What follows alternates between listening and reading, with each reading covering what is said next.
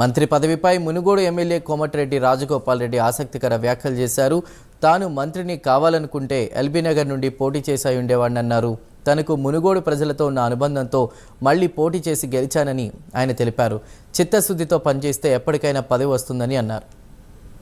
మీరందరూ కోరుకుంటున్నారు నాకు ఉన్నత పదవి రావాలని. అది ఏ పదవి వచ్చినా అది మీకోసమే.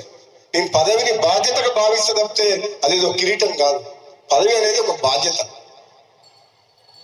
మీ అదృష్టం, నా అదృష్టం, ఈ ప్రాంత ప్రజల అదృష్టం ఉంటే తప్పకుండా భగవంతుని ఆశీస్సుతోటి మనకు సమయం వచ్చినప్పుడు మంచి పదవి వస్తుంది. దాన్ని ఎవరు ఆపలేరు.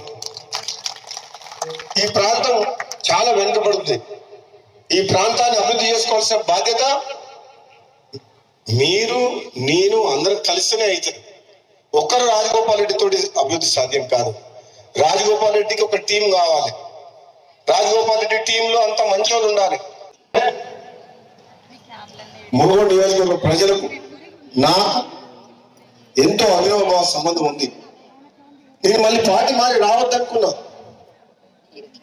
బీజేపీలో ఉండాలనుకున్నా. ప్రజలందరూ కాంగ్రెస్ పార్టీ వైపు చూస్తే మళ్ళీ పార్టీ మారి ఎల్బీ నగర్కి వెళ్ళి పోటీ చేస్తే మంత్రి పదవి ఇస్తామన్నారు హైదరాబాద్ కోటలో. నాకు మంత్రి పదవి ముఖ్యం కాదు, నా మునుగోడు ప్రజలే ముఖ్యం.